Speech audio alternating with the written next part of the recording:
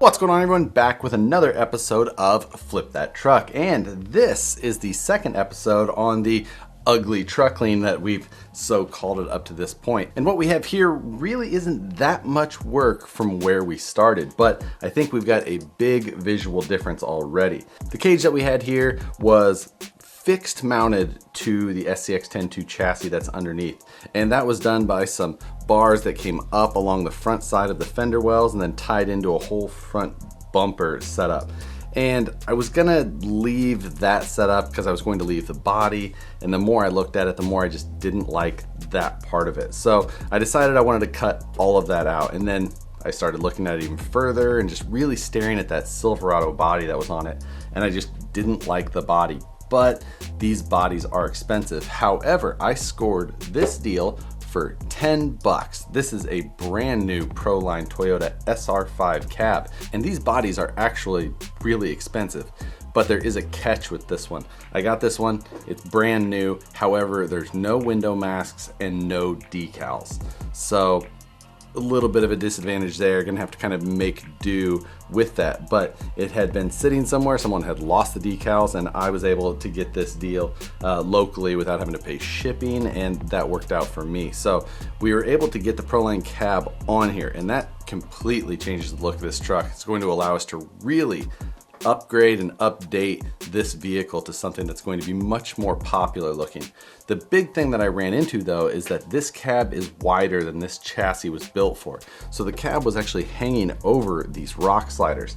Now, since I didn't really want to get into cutting and chopping, widening this chassis, and I didn't want to just hang them over the outsides, what I decided to do is I sectioned a small portion of the back side of the cab and then overlapped it, drilled a screw hole and bolted it together just to kind of pinch the sides in just a little bit. It didn't take much. It was super simple. Did it with a pair of Lexan scissors and took no time whatsoever, and now everything fits perfectly. I had to take some height off of the sides of the body just to get everything kind of at a nice even level back here, and we're looking just way better. I also cut off the bar that went from kind of this hip bar area down to the rock sliders. That was on there before, and it was a bar that kind of crossed over the doors of the previous body, which is never a look that I like to see.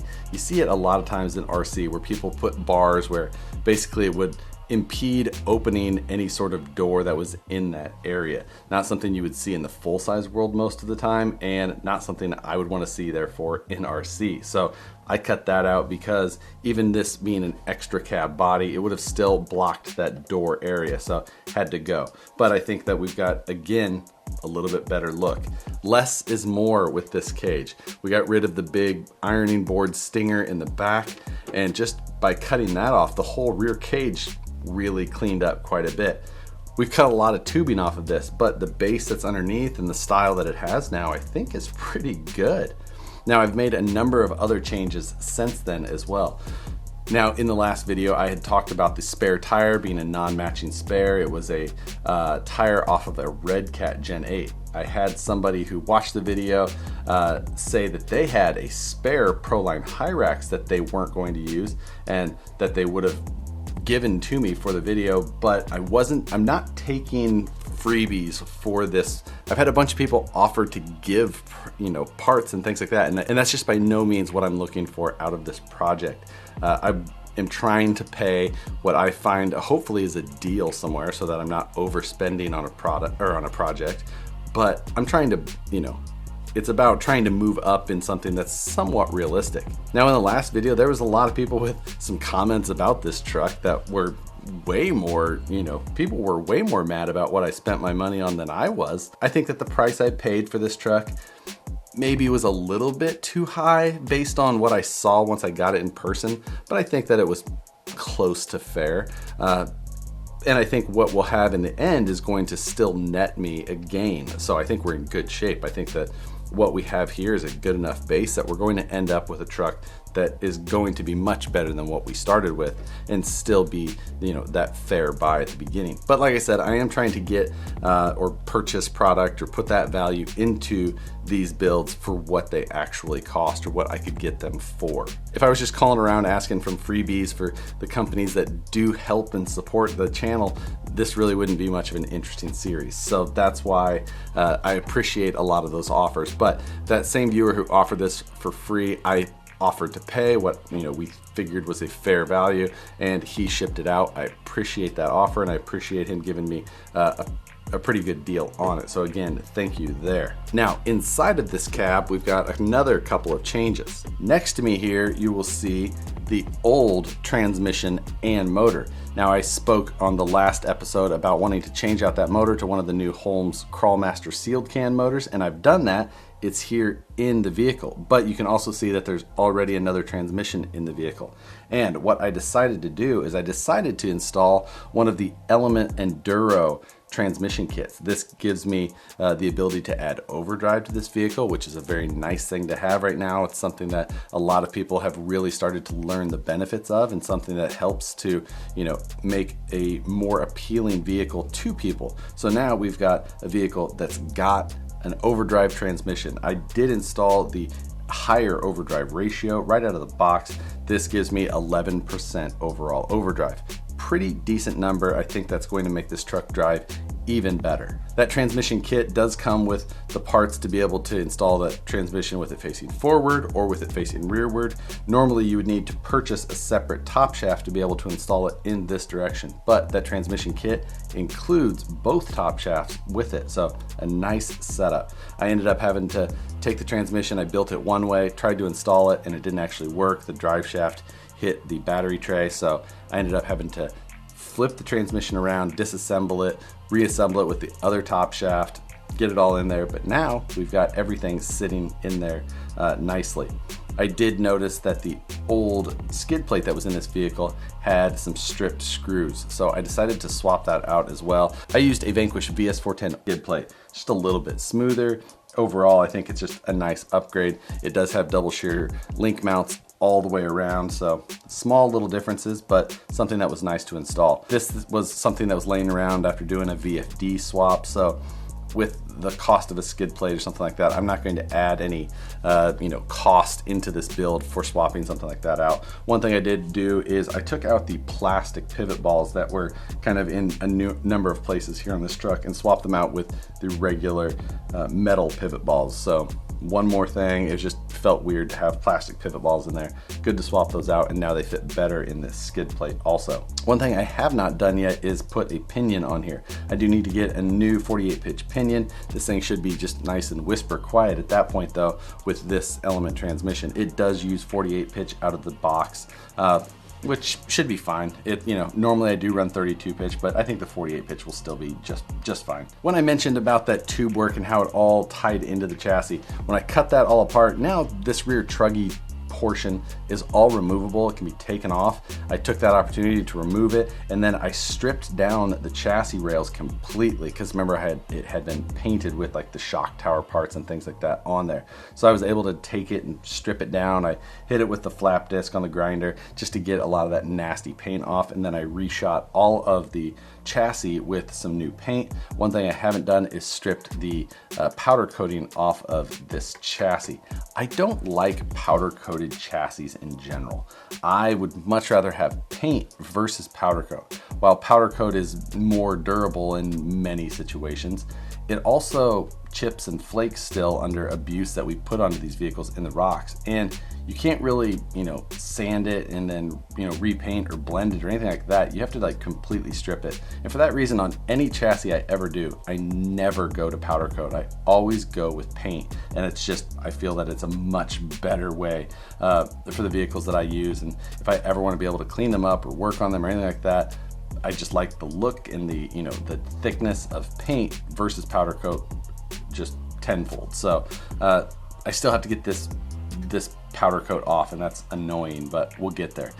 At least now that it's a separate piece, it's going to be much easier to do that. I took every part of the assembly of this thing down and just scrubbed it, hit it with some cleaner and some air, got it, cleaned down, and now it doesn't have that funk to it that it did before, which is nice and something that I don't mind having in here in the shop anymore. Now the TRX4 shocks in the front are bolted back up, feel pretty decent, we're in good shape. The rear, I don't have the shocks on, and if you can notice already, the truck isn't bottoming out, it's sitting at this height. When I held up the rear shocks to it, I could tell that they still had a decent 3/8 of an inch of travel left in them, and that's something that we'll definitely address. I'll probably just cut down the female sides of the drive shaft slightly just to get this thing to be able to fully move through its suspension cycle, but at this point it's just being very limited. Now it's mainly being limited under full compression, which is more rare of course, but it can still happen, especially with this long of a rear wheelbase,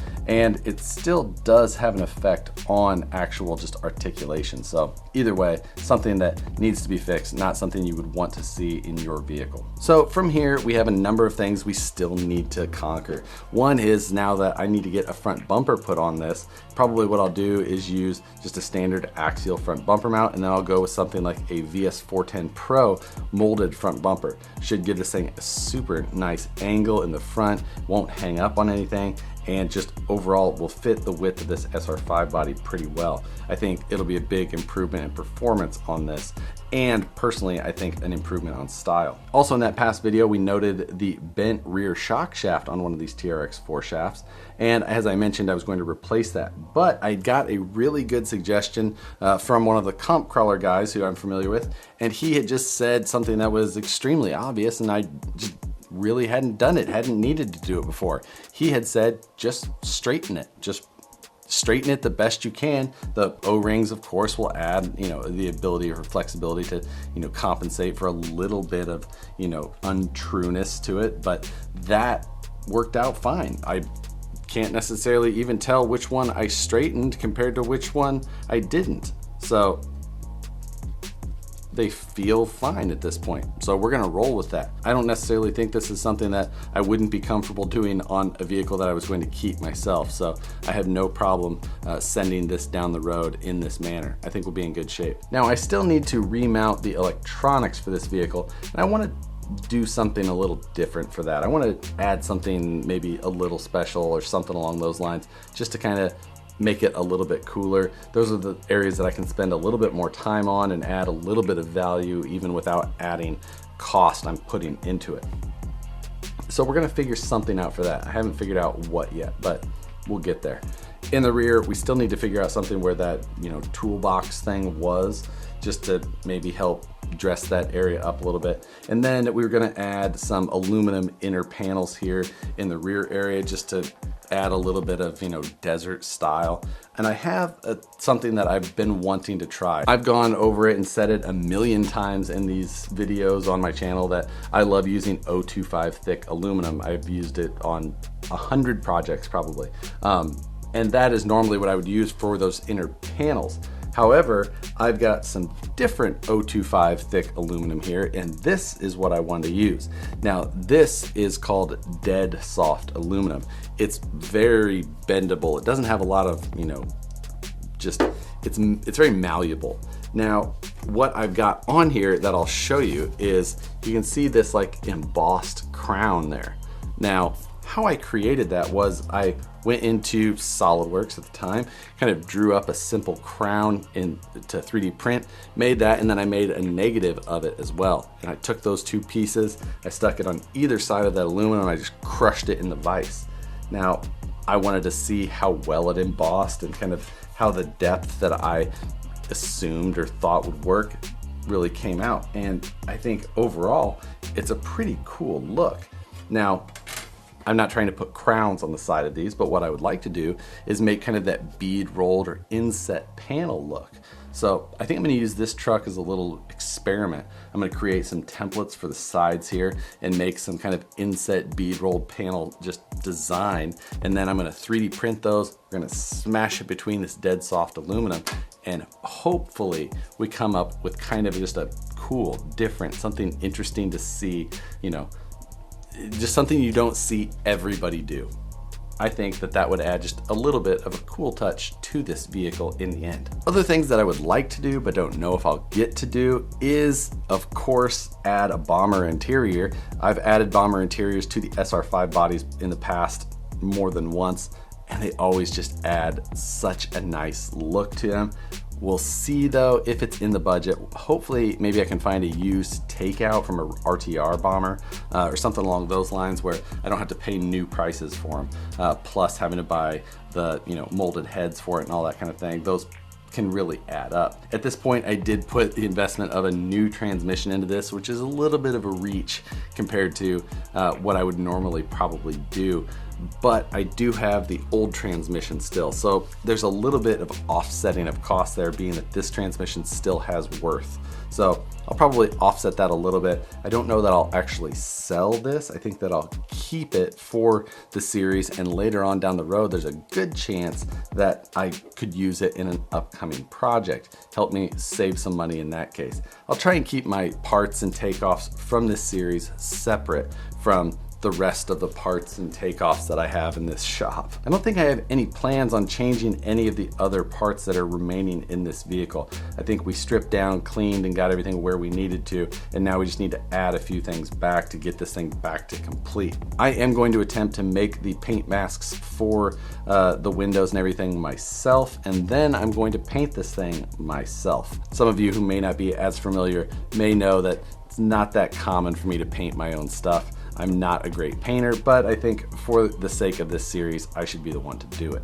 I think I want to come up with some sort of simple but fun paint scheme for this truck. So if you guys have suggestions on that, drop them in the comments below. Let's make them attainable suggestions as far as my skill level of painting. But I think that's gonna do it for this update on the Flip That Truck series. Overall, I think this one has made leaps and bounds compared to where we had it from the start. Whereas the last truck, we just did some little easy cleanup things and ended up with a truck that I got at a good deal and made good money on. This one, we made big changes, and that's where our added value is going to come from. So with that, guys, thanks for watching. Hit the like button if you enjoy these videos. Subscribe if you're not already. Hit the notification bell so you see the Flip That Truck videos as soon as they get uploaded. Thanks again for watching, and we'll see you on the next one.